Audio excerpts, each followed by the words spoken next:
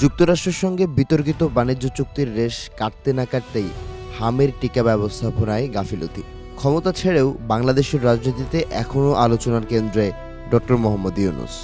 যদিও আত্মপক্ষ সমর্থনের অভাবে সাবেক প্রধান উপদেষ্টার নেতিবাচক দিকগুলোই এখন খবরের শিরোনাম। এমন পরিস্থিতিতে যদি বলা হয় আবারও ক্ষমতায় ফিরছেন ডক্টর ইউনূস, তাহলে কি বিশ্বাস করবেন? যদিও এমনটাই দাবি করে হইচই ফেলে দিয়েছেন জ্যোতিষী আখতারুজ্জামান। সম্প্রতি নিজের ইউটিউব চ্যানেলে এক ভিডিওতে আখতারুজ্জামান জানান 2027 সালের আগস্টের মধ্যে ডক্টর ইউনূসের ক্ষমতায় আসার সম্ভাবনা রয়েছে। নোবেল বিজয়ী এই অর্থনীতিবিদের জন্ম 28 জুন। 2 আর 8-এর যোগফল 10। জ্যোতিষশাস্ত্রে শূন্য সংখ্যার কোনো গুরুত্ব নেই, অর্থাৎ ডক্টর ইউনূস এক সংখ্যার মানুষ।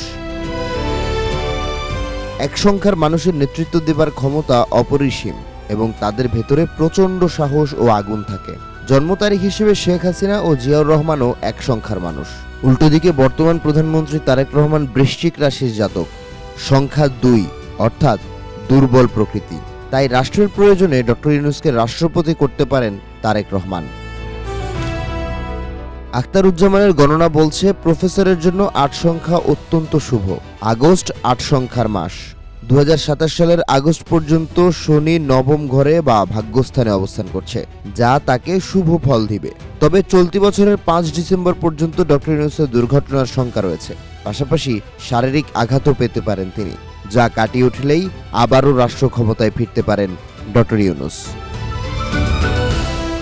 সংবিধান অনুযায়ী 2028 সালের এপ্রিল পর্যন্ত রাষ্ট্রপতির দায়িত্বে থাকবেন মোহাম্মদ শাহাবুদ্দিন। ফলে ডক্টর ইউনূসের ক্ষমতায় প্রত্যাবর্তনের ক্ষেত্রে বর্তমান রাষ্ট্রপতিকে অভিশংসন কিংবা স্বেচ্ছায় অবসর ছাড়া অন্য কোনো উপায় নেই।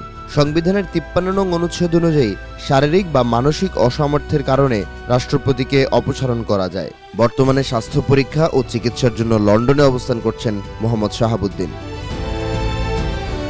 প্রয়োজনীয় চিকিৎসা শেষে 18 মে রাষ্ট্রপতির দেশে ফেরার কথা রয়েছে।